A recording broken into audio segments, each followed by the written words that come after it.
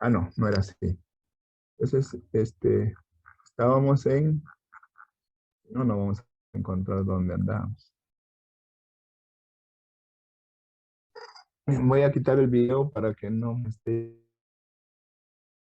llenando. Bien, este era el ejercicio. Dice que se sabe que el 2% de las vacas de una raza tienen un gen hereditario que produce la enfermedad mortal.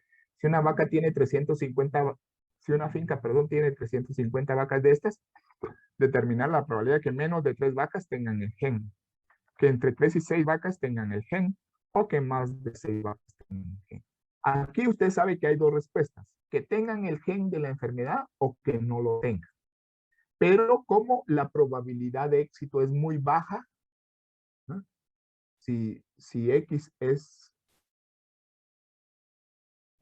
vacas que tengan el gen, vacas que tengan el gen del que se habla, entonces P es muy bajo. Fíjese que la probabilidad es 0.02. Es una probabilidad muy baja. No se puede usar binomial. Sería muy problemático usar binomial. Y resulta también que N es muy alto. Son 350. ¿Ah? Imagínese que usted use el número de combinaciones de 350 en tanto, ya no da la calculadora, le da error. Entonces aquí ya no se usa binomial, sino se usa Poisson. Repito, cuando la probabilidad de éxito es pequeña y el n es muy grande. ¿Ah? Entonces se usa Poisson y aquí vamos a resolverlo según Poisson. Inciso A, que menos de 3 tengan el gen, que entre 3 y 6 o que más de 6. Entonces vamos a hacer un cuadrito de Poisson que nos llegue hasta 6, porque no podemos hacer que nos llegue hasta 350. Sería un cuadro de 30 diapositivas juntas. Entonces vamos a hacer solo la primera parte del cuadro, porque solo nos están preguntando hasta que llegamos al número 6. Entonces, para eso, hacemos un cuadro similar. Usted perdone las líneas, pero no estoy usando pizarra. No quiero ir a la pizarra porque, ¿cómo se llama? Porque es mejor que lo resuelva aquí. ¿Ah? Tal vez la otra clase sí voy a la pizarra. Las líneas no me salen muy bien, pero bueno, qué malo. Si salieran más rectas serían perfectos. Pero como no es perfecto, sino es casi perfecto. Entonces el cuadro viene más o menos así. Chin, chin, va a llegar hasta 6. Desde 0 hasta 6 en adelante. Y lo dividimos así.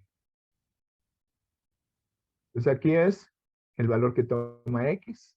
Aquí es G a la menos lambda por lambda elevado a la K dividido K factorial. Aquí es la probabilidad de un valor X. Entonces 0, 1, 2, 3,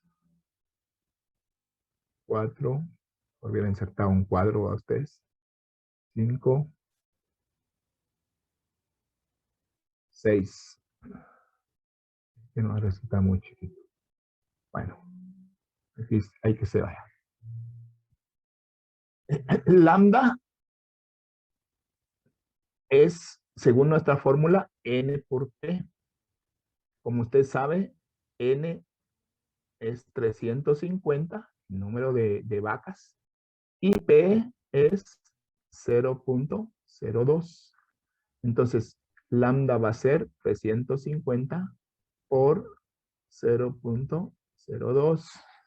Esto me da 7, si no estoy mal. Vamos a hacerlo. 350 por 0.02. Me da 7. Lambda es 7 en este ejemplo. Lambda es n por p. Ahí se recuerda. Es 7. Aquí sería e a la menos 7 por 7 a la 0. Se pone el valor de k, que es el valor que toma x, dividido 0 a 0 factorial. E a la menos 7.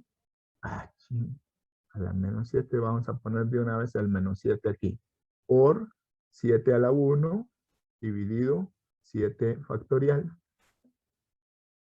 a la menos 7 por 7 a la 2 dividido, voy a borrar porque me equivoqué. ¿En qué me equivoqué? Que aquí no era 7 factorial, sino que era k factorial, ¿verdad? ¿Sí? Bueno, e a la menos 7, arriba sería, no me agarró la pluma, no me agarró la pluma, pluma estoy diciendo. Entonces, e a la menos 7, digo, aquí sería 1 factorial, aquí sería dividido 2 factorial, e a la menos 7 por 7 a la 3 dividido 3 factorial, e a la menos 7 por 7 a la 4 dividido 4 factorial, ¿sí? E a la menos 7 por 7 a la 5 dividido 5 factorial. Y por último, e a la menos 7 por 7 a la 6 dividido 6 factorial. Bueno, ahora operamos, calculadora en mano, e a la menos 7 por 7 a la 0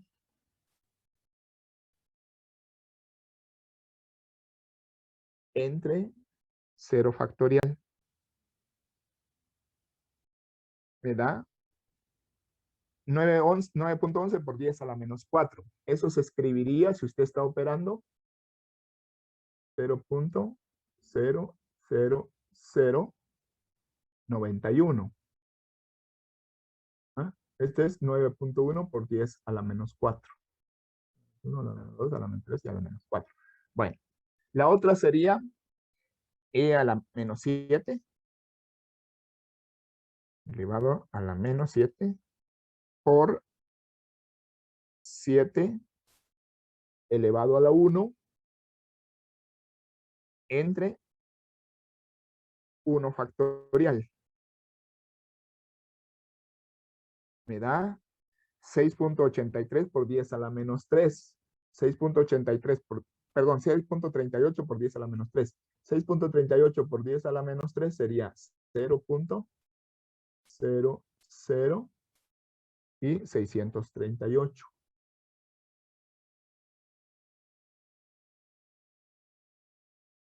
No es una cosa, es otra.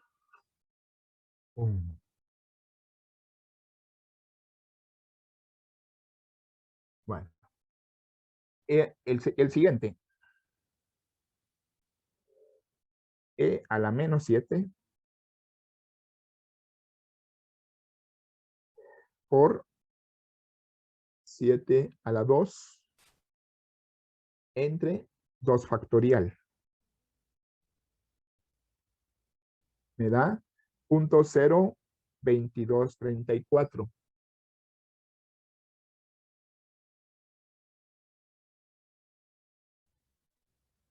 La siguiente sería e a la menos 7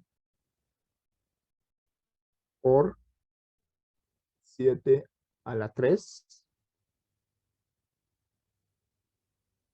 dividido entre 3 factorial. Esto me da 0.0521, 2 o 3. 0.05213. El siguiente sería e a la menos 7 por 7 a la 4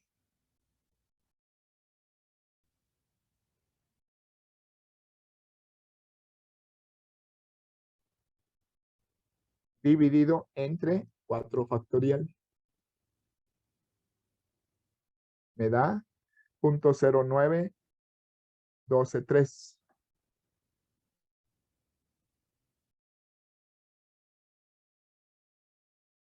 12.3. El siguiente sería E a la menos 7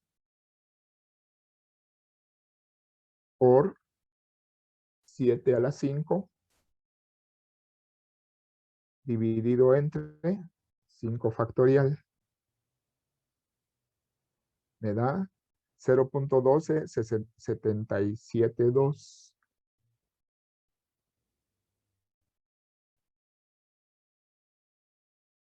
Y el último que voy a calcular, porque hasta ahí me sirve la referencia, porque hasta ahí llega lo que me están preguntando, diría E a la menos 7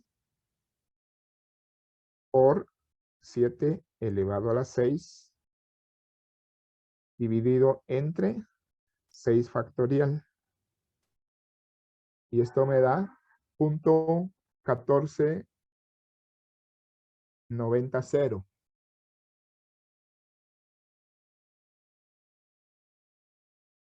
Bueno, estos valores son los que me sirven para calcular las probabilidades que me piden. Usted hace más rectecito el cuadro, por favor. Se lo suplico. Entonces me dice, en inciso A, menos de 3 vacas tengan el gen. Estas son las vacas que tienen el gen. Menos de 3 significa la probabilidad de que el número de vacas que tienen el gen sea menor que 3. Es el inciso A. Y esto sería, probabilidad que aquí sea 0, o que sea 1, o que sea 2. Entonces, menos de 3 vacas tengan el gen de 0 a 2. 0.00091 más 0.00638 más 0.02234. Esto me da, haciendo la suma, 0.00091 más 0.00638 más 0.2234. Me da 0.02963.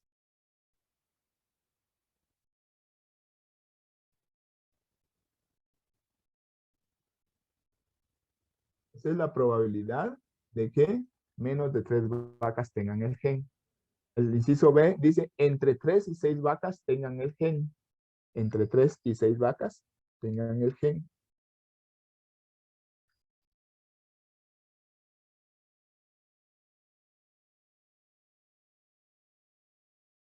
Así se plantea entre 3 y 6. Entre 3 y 6 tengan el gen, sería la probabilidad que X sea 3, o que sea 4, o es suma, o que sea 5, o que sea 6. Esto sería entonces 0.05213 más 0.09123 más 0.12772 más 0.14900.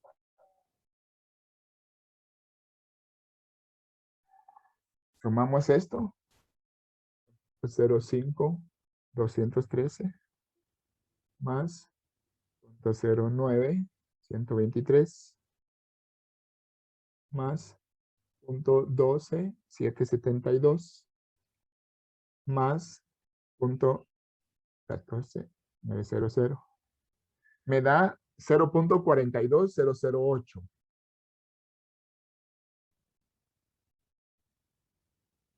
Esa sería la probabilidad de que entre 3 y 6 vacas tengan el gen. ¿Ah? Ahora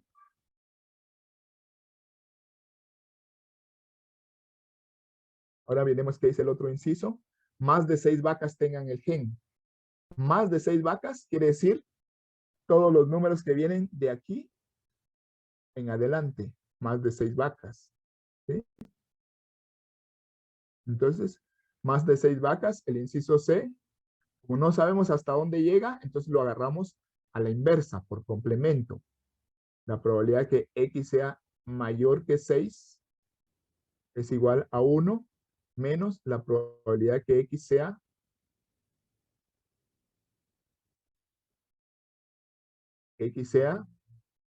menor o igual a 6.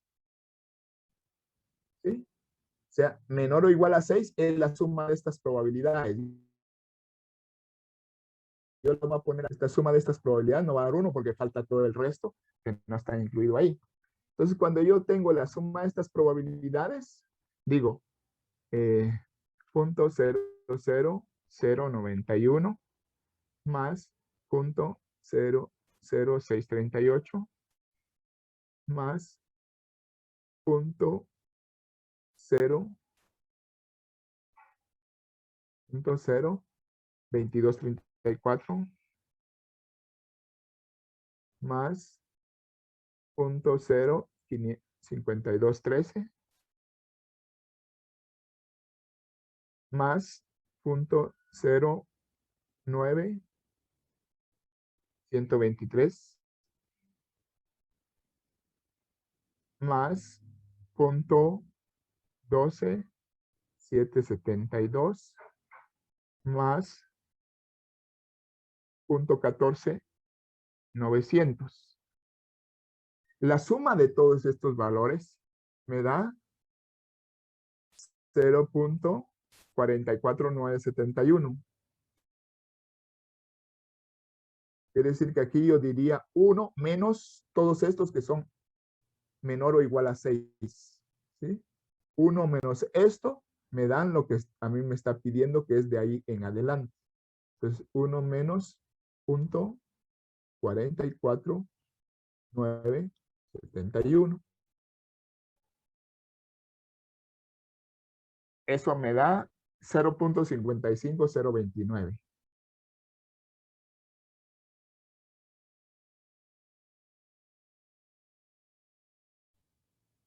Es la probabilidad de que más de 6 vacas tengan la enfermedad. No pudimos encontrar sumando de 7, 8, 9, 10, 11, 12, 13, 14, 15, 16, 17, 18, hasta 350. Entonces mejor a uno, que sabemos que suma las probabilidades de todos los X, le restamos los valores que no entran. Y los valores que no entran, si los podemos sumar ahí, es 0 al 6. ¿Verdad? Y entonces 1 menos la suma de probabilidades de 0 a 6 me da 0.55029. Y esa sería la respuesta del problema donde dice más de 6 vacas tengan el gen que produce la enfermedad. ¿Alguna pregunta?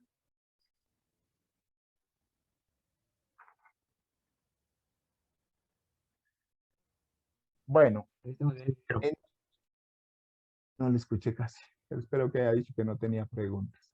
Entonces, ese era un ejemplo, ¿sí? Ya les he resuelto 2 ejemplos más el otro. Y entonces les voy a dejar este problema. Estos son ejercicios. Vamos a dejar unos 2 ejercicios. ¿Sí? Copio el primero y luego el segundo y luego entramos a otro punto. El ejercicio 1 dice, la probabilidad de atrapar un pez es de 0.1 por minuto.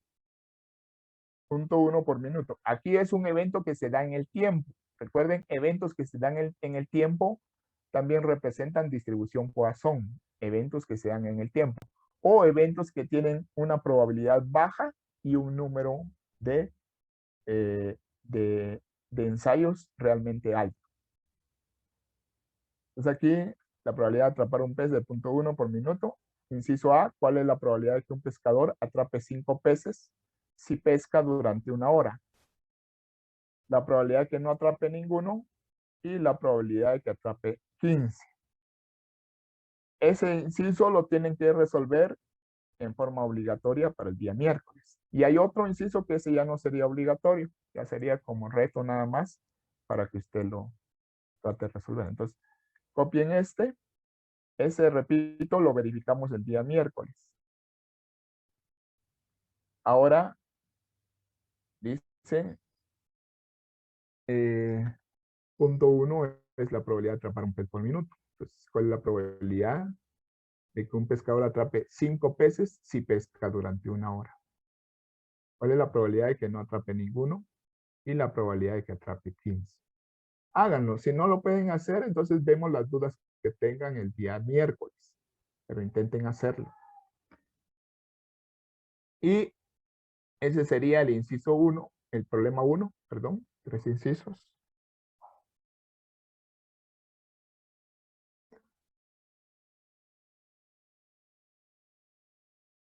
Bueno, tómele foto, tome nota de lo que se está pidiendo.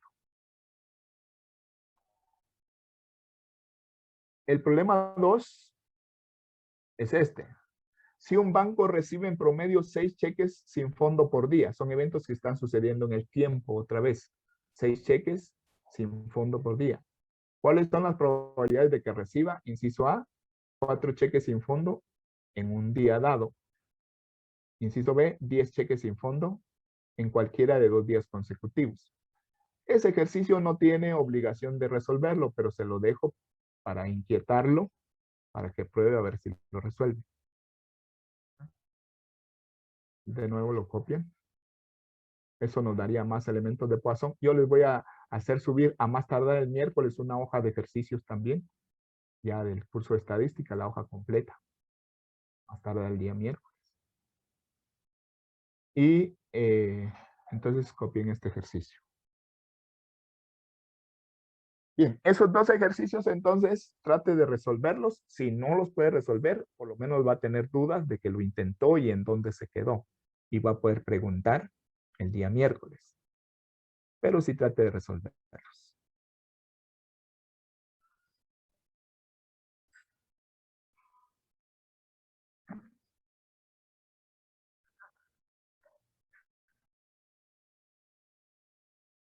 Bien, recuerde que estoy con la política de llegar hasta las 2:30, porque hemos estado muy atrasados. Entonces a las 2:30 se termina la clase.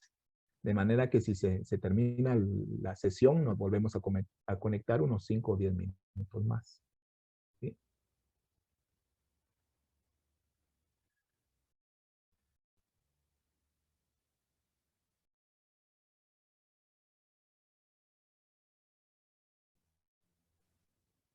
Ya lo copiamos, ingeniero. Bueno, entonces con eso y con lo que vamos a repasar el otro día, de acuerdo a las dudas que usted tenga, culminaríamos la parte de Poisson. Poisson es una distribución muy pequeña, es poco usada, pero sin embargo existe ahí. ¿Ah? Y entonces ahí terminaríamos con esa presentación. ¿Sí? Y vamos ahora a ver la parte que más me gusta a mí. Yo creo que a usted también le va a gustar de igual manera. ¿Sí? Entonces, por favor,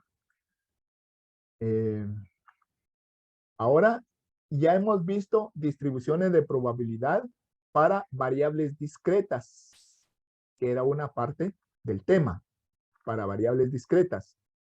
Y ahora nos tocaría empezar a estudiar distribuciones de probabilidad para variables continuas,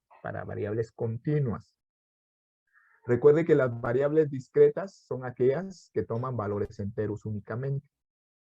Se relacionan con conteos, número de hijos, número de insectos, número de adultos analfabetas, número de caras, número de escudos. Esas son variables discretas. En cambio, las variables continuas toman valores decimales, se relacionan con mediciones, toman valores decimales. Y existen distribuciones de probabilidad para variables continuas. Al igual que para las variables discretas, las distribuciones de probabilidad para variables continuas es una forma de representar los valores que toma la variable junto con sus probabilidades. Igual que es el caso para variables discretas, solo que aquí se usa otra técnica, pero siempre el objetivo es representar los valores que toma la variable, en este caso la variable continua, y sus probabilidades. Bueno, aquí esta es una de las cosas más interesantes del curso de estadística, las distribuciones de probabilidad para variables continuas. Y aquí usted va a borrar el cassette y a meter una nueva cinta. ¿Por qué? Porque esto es diferente de aquello. Aquí las distribuciones de probabilidad para variables continuas las vamos a entender como áreas bajo una curva. Vea usted qué diferente. Ahora vamos a entender las distribuciones de probabilidad como áreas bajo una curva, cuando se trata de variables continuas. Entonces leamos qué dice la definición. Dice, una función no negativa, gracias a Dios, en matemática les enseñaron a usted funciones. Entonces, una función no negativa recibe el nombre de distribución de probabilidad, llamada algunas veces función de densidad de probabilidad, de la variable aleatoria continua X. O sea, así se llama distribución de probabilidad o función de densidad de probabilidad, de la variable aleatoria continua. Recuerden que estamos con variables continuas X. Si cumple con la siguiente condición, dice, si el área total limitada por su curva y el eje de las X es igual a 1, y si la subárea bajo la curva, limitada por la curva, el eje de las X y dos perpendiculares trazadas en puntos cualesquiera, A y B, dan la probabilidad de que X esté entre los puntos A y B. Como fui interrumpiendo la lectura porque le fui metiendo comentarios, entonces ahora vamos a leer una vez más, lo de corrido. Dice, una función no negativa f de x. Así se lee, usted ya sabe leer funciones en matemáticas. Una función no negativa f de x recibe el nombre de distribución de probabilidad, llamada a veces función de densidad de probabilidad para la variable aleatoria continua x, si el área total limitada por su curva de la función, el área total limitada por su curva y el eje x es igual a 1. Y si la subárea bajo la curva, limitada por la curva, el eje X y las perpendiculares trazadas en dos puntos cualesquiera A y B, da la probabilidad de que X esté entre los puntos A y B. En principio, muy posiblemente usted no va a entender totalmente esa definición. Voy a tratar de explicarla con una figura que aparece por acá. Entonces, ¿qué sucede? Ahora, la probabilidad para una variable continua la vamos a identificar como el área por una curva. Esa curva está sobre el eje X, la línea horizontal, asumimos que es el eje X, y ahí se grafica una función. Eso genera una curva, la función está generando una curva. Y entonces decimos que bajo la curva es una unidad, es igual a 1. Área total de la curva y el eje.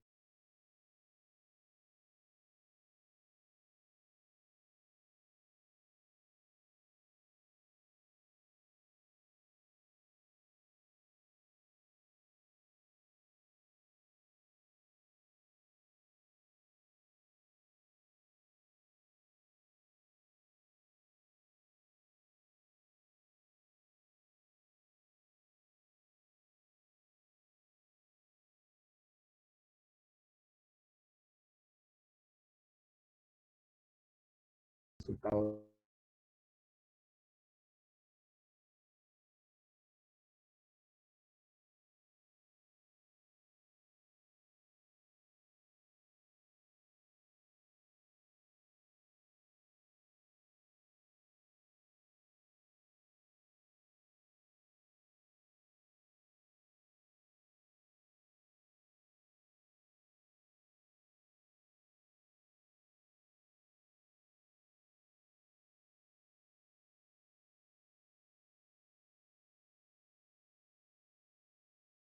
Perdón, me sacó la presentación. Y me confirman si ya están escuchando mi voz, es que me sacó. Por favor, alguien. Ya se escucha, ingeniero. Bueno, perdone. Les estaba diciendo que ahora la probabilidad se va a entender como área bajo una curva. Entonces, asumimos que el área contenida bajo esta curva ilimitada, o sea, que tiene su límite en la misma curva y el eje X vale 1. Y si nosotros trazamos dos perpendiculares al eje X, aquí hay una perpendicular en el punto A y una perpendicular en el punto A, y hay una perpendicular en este punto B. A podía ser 5, B podía ser 10, cualquier valor A y B. Entonces, la probabilidad, ¿no? La probabilidad de que un valor de X esté entre A y B va a ser esta área que está aquí. Entonces, hay que encontrar esta área para encontrar la probabilidad de que un valor esté entre A y B. ¿Qué tal si A vale 5 y B vale 10? Entonces aquí tenemos 5, aquí tenemos 10. Entonces, la probabilidad de que un valor esté entre 5 y 10 sería esa área, esa subárea que está aquí en esta curva. Eso es lo que le está diciendo esta parte. Dice, si el área total limitada por la curva y el eje X es igual a 1, y si la subárea, esta subárea que está aquí pintada, que está shurara, y si la subárea bajo la curva, abajo la curva, limitada por la curva, el eje X, aquí está el otro límite, y las perpendiculares A y B, representa la probabilidad de hallar un valor de X entre A y B. La probabilidad de que X esté entre A y B. Eso en grandes rasgos es probabilidad para variables continuas. Es una función continua, es una función que se representa por un área de curva y esa área de curva es la que va a representar la probabilidad de hallar un valor de X entre tal y tal valor. Entre 5 y 10, entre 8 y 9, entre 20 y 41, en fin. ¿Sí? Pero ese es el concepto. Hallar probabilidades ahora va a representar hallar áreas bajo la curva. En general, esa es una distribución de probabilidad para variable continua, pero vamos a ver una muy particular, que es la más importante en estadística, la distribución de probabilidad más importante en estadística, se llama distribución normal.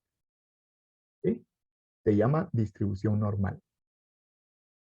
Es la distribución más importante en estadística. La vamos a estudiar durante los siguientes días. ¿Sí?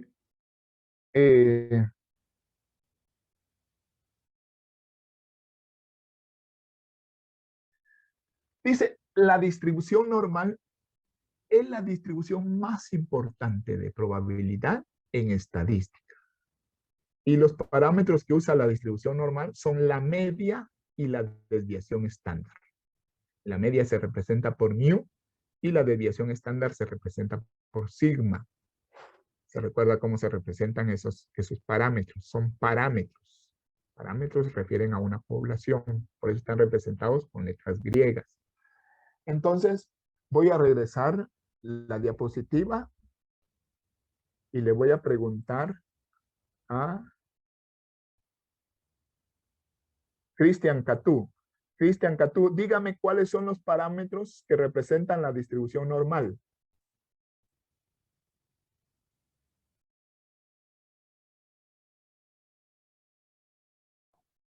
La media y la desviación estándar. Correcto. Vamos a ver, gracias Catú. Vamos a ver Emerson Chávez, cómo se representa la media y cómo se representa la desviación estándar, que son los parámetros de la distribución normal. Emerson, ¿cómo se representan esos parámetros?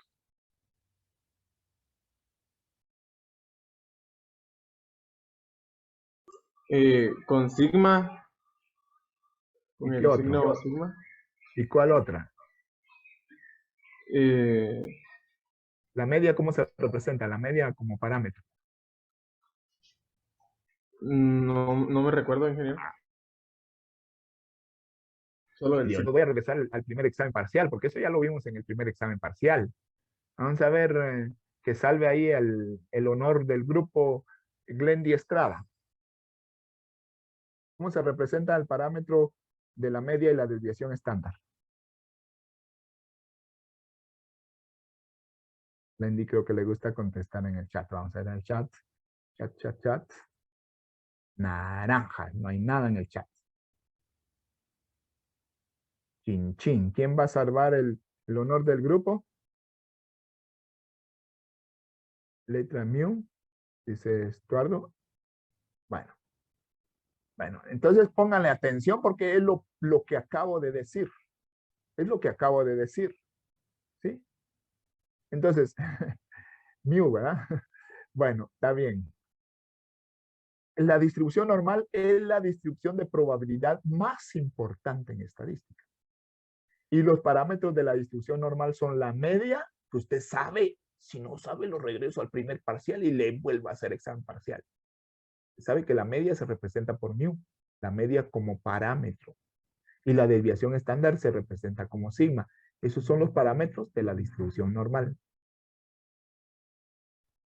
La gráfica de la distribución normal produce la conocidísima curva en forma de campana que se muestra a continuación.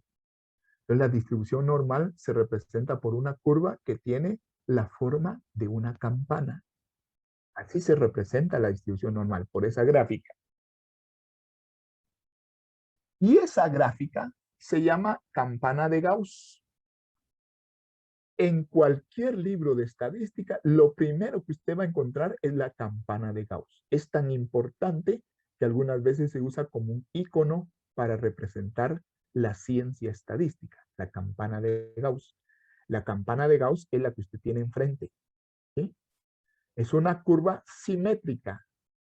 Simétrica, tiene un eje de simetría en el centro. Si usted mira, un lado es el espejo del otro lado. Por eso decimos que es una curva simétrica. Si se corta, nos volvemos a conectar hoy hasta llegar a las 2:30, por si se cortara. Entonces, es simétrica. La distribución normal, la curva es representada por medio de una campana, una curva en forma de campana. ¿Sí? Y es la más importante distribución en probabilidad en estadística. Y sus parámetros son la media y la desviación estándar. La distribución normal tiene ciertas características. Ahí usted ve la campana de Gauss, ¿sí? Y tiene ciertas características. Las características o propiedades más importantes de la distribución normal son las siguientes. Póngame atención, son cinco propiedades que vamos a ver de la normal. Y yo quiero que usted las entienda muy bien.